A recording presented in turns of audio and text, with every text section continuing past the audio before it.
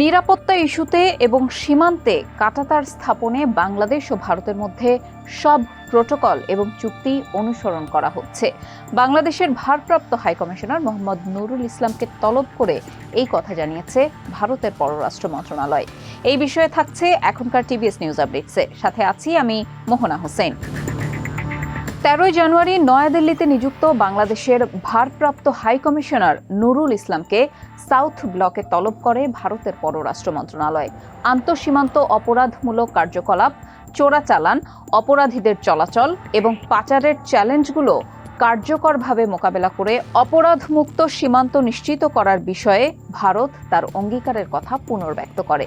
দেশটির পররাষ্ট্র মন্ত্রণালয় জানিয়েছে, সীমান্ত সুরক্ষিত করার জন্য কাঁটাতারের বেড়া, সীমান্তে বাতি এবং প্রযুক্তিগত ডিভাইস স্থাপন এবং গবাদি পশু পাচার রোধে বেড়া দেওয়ার ব্যবস্থা করা হচ্ছে।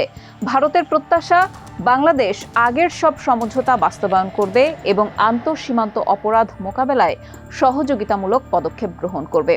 বাংলাদেশের পররাষ্ট্র সচিব জসিম উদ্দিন অভিন্ন সীমান্তে উত্তেজনা বৃদ্ধি করতে পারে এমন যে কোনো উস্কানিমূলক কর্মকাণ্ড থেকে বিরত থাকতে ভারত সরকারের প্রতি আহ্বান জানিয়েছেন। তিনি বলেন, নিরাপত্তার জন্য সীমান্তে কাঁটাতারের বেড়া দেওয়ার বিষয়ে সমঝোতা হয়েছে। আধা ঘন্টারও বেশি সময়ের বৈঠক শেষে ভারতীয় হাইকমিশনার সাংবাদিকদের বলেন, আমাদের দুটি সীমান্তরক্ষী বাহিনী বিএসএফ ও বিজিবি এই বিষয়ে যোগাযোগ করছে।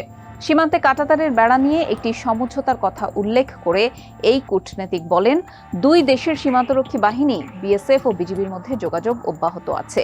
আসন্ন বিজিবি ও বিএসএফ এর মহাপরিচালক পর্যায়ের বৈঠকে এই বিষয়ে বিস্তারিত আলোচনা হবে বলে আশা প্রকাশ করেন তিনি।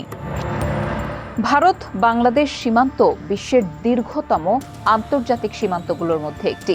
সীমান্ত সুরক্ষা সমস্যা থেকে শুরু করে মানুষের চলাচলের মতো ঘটনাগুলো প্রায়ই বিতর্কের বিষয় হয়ে দাঁড়িয়েছে। এই ছিল এখনকার টিভিএস নিউজ আপডেটসে। সাথে থাকার জন্য ধন্যবাদ।